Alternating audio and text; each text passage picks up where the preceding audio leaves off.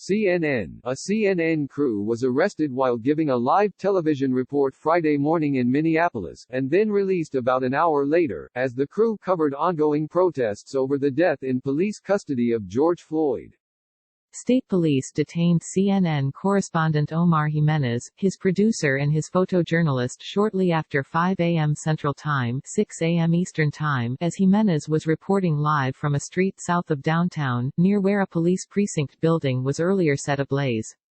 Jimenez could be seen holding his CNN badge while reporting, identifying himself as a reporter, and telling the officers the crew would move wherever officers needed them to. An officer gripped his arm as Jimenez talked, then put him in handcuffs. "We can move back to where you like. We are live on the air here. Put us back where you want us. We are getting out of your way, wherever you want us, we'll get out of your way," Jimenez said to police before he was led away. "We were just getting out of your way when you were advancing through the intersection," Jimenez continued. Police told the crew they were being detained because they were told to move and didn't, one member of the CNN crew relayed to the network. Minnesota Governor Tim Walz told CNN Worldwide President Jeff Zucker that he deeply apologizes for what happened and would work to have the crew released. Stelter, arresting reporters at a protest is an affront to the First Amendment. Jimenez and the others, producer Bill Kirkos and photojournalist Leonel Mendez, were taken to the city's downtown public safety building, but were released after 6 a.m. Central Time. Jimenez, after his release, reported live outside from downtown and said he'd been treated cordially after he'd been led away. "We're doing okay, now. There were a few uneasy moments there," Jimenez said. The Minneapolis State Patrol said this about the incident. "In the course of clearing the streets and restoring order at Lake Street and Snelling Avenue, 4 people were arrested by State Patrol troopers, including 3 members of a CNN crew. The 3 were released once they were confirmed to be members of the media." CNN disputed the state police characterization in a statement on Twitter. "This is not accurate. Our CNN crew identified themselves, on live television, immediately as journalists. We thank Minnesota at Gov. Tim Walz for his swift action this morning to aid in the release of our crew." Another CNN reporter says he was treated much differently. CNN's Josh Campbell, who also was in the area but not standing with the on-air crew, said he, too, was approached by police, but was allowed to remain. "I identified myself, they said, okay, you're permitted to be in the area," recounted Campbell, who is white. "I was treated much differently than Jimenez was." Jimenez is black and Latino. Kirkos is white, and Mendez is Hispanic. A CNN reporter and his production team were arrested this morning in Minneapolis for doing their jobs, despite identifying themselves, a clear violation of their First Amendment rights. The authorities in Minnesota, including the governor, must release the 3 CNN employees immediately, CNN said in a statement shortly after their arrest.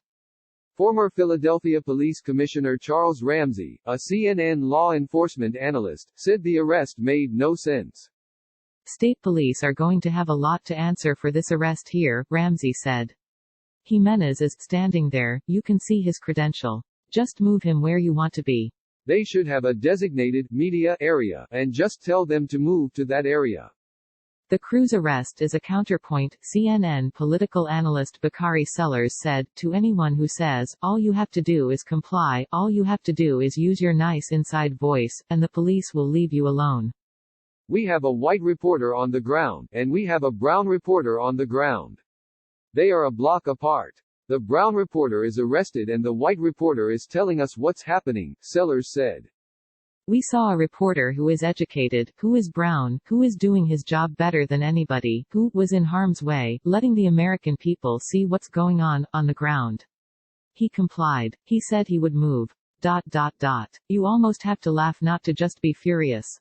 Jimenez is led away after being handcuffed Friday morning. What happened before the arrest?